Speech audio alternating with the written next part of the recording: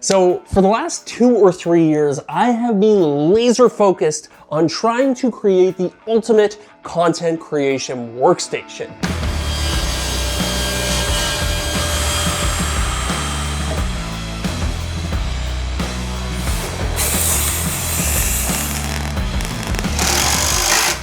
And today, I'm gonna show you what I've done so far. Every video of mine that you've ever seen has been created, at least to some extent, on this desk here behind me. I edit videos here, record voiceovers, shoot intros, write scripts, etc., etc. I even do a bit of gaming here when I get a chance. Some parts of it I built myself, others I bought from stores, and some bits are kind of halfway in between both. Either way, every little bit of this desk has been meticulously thought out to save me time when I'm working. Right off the bat, I think the biggest trick feature of this desk is the fact that it's also a computer, because built into this drawer right here is my entire video editing PC. I wanted this setup to be as clean as possible, so instead of having a big tower on top of the desk or beside the desk, I just integrated everything right into this drawer right here. The whole thing is powered by a Ryzen 5950X 16-core 32-thread beast of a CPU. I've also got an RTX 3070 because that's all I could get given the current GPU shortages, 64 gigabytes of RAM, and 5 terabytes of NVMe storage. I've also got 40 terabytes of additional network attached storage in a closet in another room. The CPU is water cooled up front with this big giant radiator that also doubles as an air intake,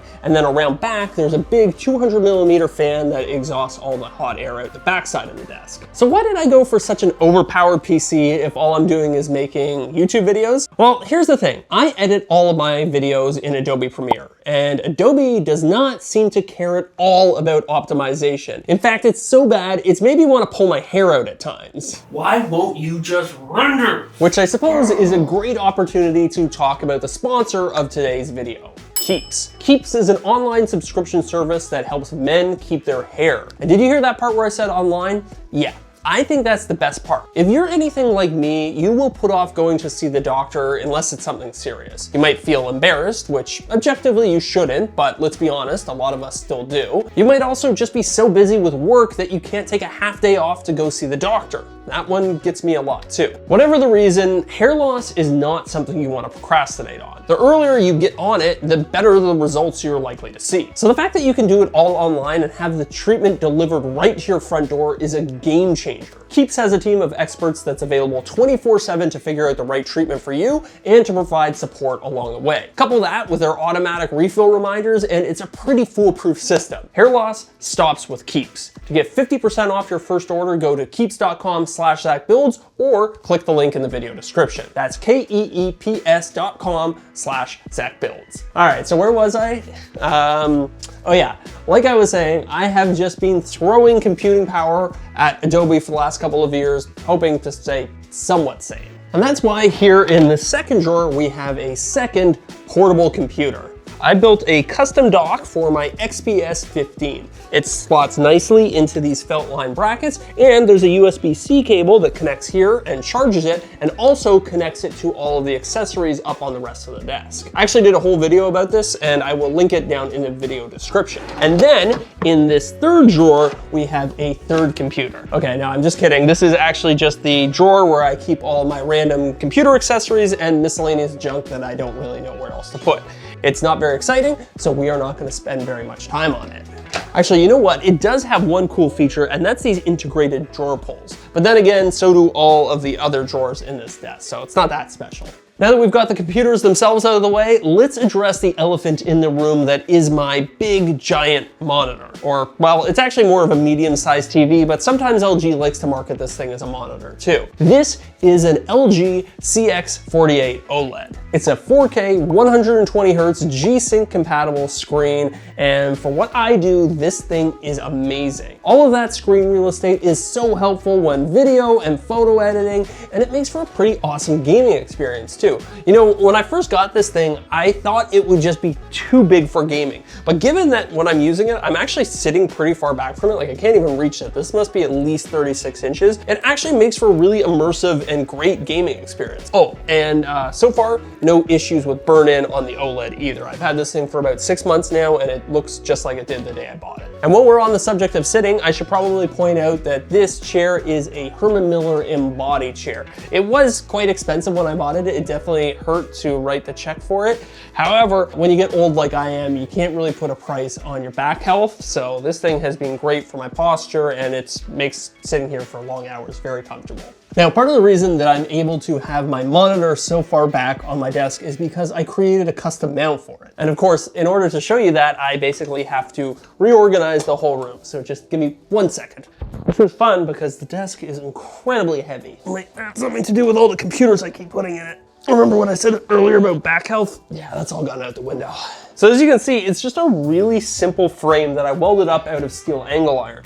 But it allowed me to move the TV right to the edge of the desk, which freed up a ton of desk real estate and made the whole setup a lot more ergonomic. Also, I drilled a hole in the top of it so that I could mount my microphone's boom arm to it. And now, whenever I want to, I can just reach up and pull my microphone down and start recording. So this is great for doing things like voiceovers and when I'm recording my brand new podcast, Off the Cut, with Eric Spenceley of Spenceley Design Co. fame. Check out the links in the video description for that, by the way. So this microphone is the Blue Yeti X, and this thing has been an absolute workhorse for me. One of the things that I really love about this microphone is that you have the ability to add effects to your recordings as you're recording them. So they come pre-baked into it, which often saves me a step in post. And then I have the whole thing mounted to the blue compass arm, which is okay, although I do find it has the tendency to kind of move around on me like that, so it can often be a little bit tricky to get it exactly where you want it. Oh, and then when I'm not using it, I can just tuck it back here out of the way like that. All right, so that's how we get audio into the computer,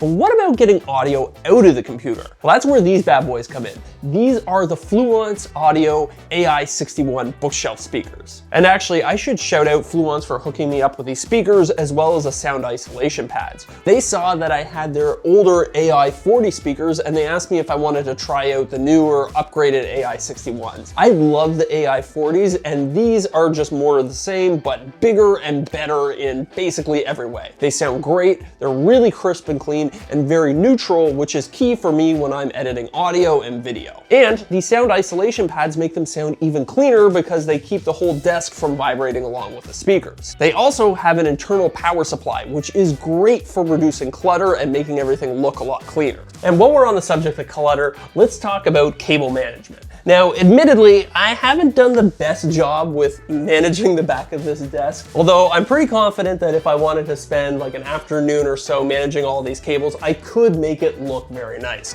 So there are a few key things that I did down here to keep it all theoretically kind of organized. I have this one power bar here at the back of the desk that everything on the desk is plugged into. That way I only have to have one cable go from the desk to the wall. And then on either side of that power bar, I have these holes that allow me to pass cables into the cabinets on either side of the desk. Honestly, I know it doesn't look the greatest from back here, but from the front side of the desk, it looks really clean, and that's the most important thing to me. Honestly, I don't spend a lot of time looking at the back of the desk unless I'm outside looking in through one of these windows, but we just won't talk about that. The last two items of note up here on my desktop are these two Philips Hue play bars. So I use these lights as key lights to illuminate me when I'm recording talking head videos. I'll put a bunch of notes up on the screen, I'll set up a camera right here looking at me, and then I can record quick and easy videos that way. I actually did a whole video on my lighting setup in this office, so if you're curious about these lights and all the other ones that I have in the office, you can check that out for a more in-depth description. The next portion of this video is for all of my camera enthusiasts. The drawers on the left side of my desk are all about computer stuff, but the right side is all about camera gear. This first drawer is really simple. It's just where I keep all of my lenses. And as you can see, I use my CNC to carve an individual slot for each lens, and I even engrave the focal length of each lens right next to where it goes. Now, I never have to worry about knowing which lens is which. This is the 85mm. In the next drawer over, I have my charging / camera body drawer. So this is where I keep all of my cameras when they're not in use, as well as my drone, my microphones, and anything that needs to be charged when I'm not using it. Mounted on the wall inside of the cabinet is a USB hub, so I can just grab a free cable, plug it into the camera, and then close the drawer. That way, everything is charged up and ready to go whenever I am. And then finally, in this last drawer, we have all the miscellaneous camera gear like lens filters, cleaning kits, and all that fun stuff. Not very interesting, so again, we're not gonna spend that much time on it. All right, I think I saved the best for last here. We are going to talk about the most controversial choice I made on this desk. We are going to talk about my keyboard tray. Oh, you should have seen the comments when I first put this keyboard tray on this desk. People said I ruined it, I must hate ergonomics, it's a crime against humanity. And you know what? I can kind of understand the sentiment to a certain degree if we were talking about a normal desk. But here's the thing, my desk is not a normal desk. So for reference, your average computer desk is about 32 inches tall, whereas mine is more like 36 inches tall, which is about the same as your average kitchen counter or your average workbench. And I did this intentionally because I wanted to be able to use this surface like a workbench. I wanted to be able to stand here and work on computer parts and stuff like that. So by the time you factor in the 4-inch drop of the keyboard tray, it actually ends up being about approximately the same height as your standard work desk. And as you can see, the ergonomics of it are actually quite nice. My arm is fully supported by the armrest of my chair, and it lines up nicely with the mouse here. In terms of input, I have a Logitech MX Master 3 mouse, which I love. This thing is very smooth, it's got a ton of buttons, and it works really well in Adobe Suite, as much as I dislike Adobe.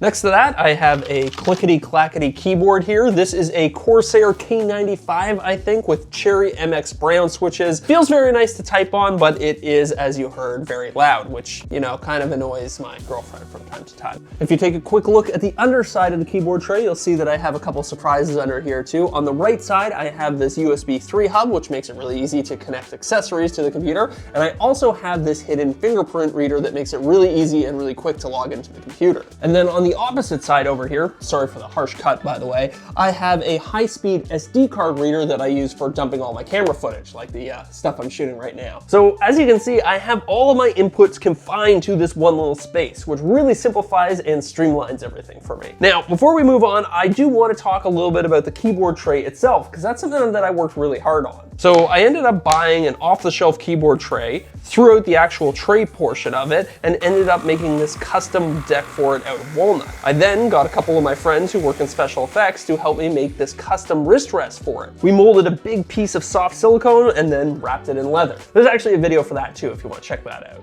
So yeah, that's my desk. As you can see, it's pretty versatile. Not only does it store all of my camera gear, but it's also a workstation where I can edit all of my videos. And with a bit of setup, it also becomes a podcast recording studio too, and a film set. And at the end of the day, when it's time to kick back and play some games, it's pretty great for that too. I can either sit right at the desk, which is the traditional PC gamer style, or I can grab a wireless controller and sit back on the couch and play like a filthy console gamer. In terms of future upgrades, I don't know that there's a lot that I would do here. I mean, certainly if I could get my hands on a better GPU, I would definitely do that. And maybe at some point I'll upgrade to a proper XLR mic, but I'm not sure I want the extra clutter of having an amp on my desk as well. Overall, I am just really happy with the desk as it is right now. For the last 2 or 3 years, I've basically been living out my nerd fantasy with this thing, and it kind of feels like it's in a spot now where it's perfect, or at least it's perfect for me. Though I will say, if any of you guys watching at home have any ideas on how I could improve this setup, I would love to hear them down in the comments. On that note, I think that is as good a spot as any to end this video. So thank you so much for watching. I will do my absolute best to include links to everything that I talked about in this video in the video description. If you enjoyed this video, I would really appreciate it if you could do all those engagement-y things that helps YouTube know that this is a good video, like liking it, commenting, and subscribing if you aren't already. Big thank you to Keeps for sponsoring this video, and an especially big thank you to all of my Patreon supporters who sponsor every single video that I do. I really appreciate it, and you guys rock. That's it for me, and I will see you in the next one. Kisses and hugs, everybody. Peace.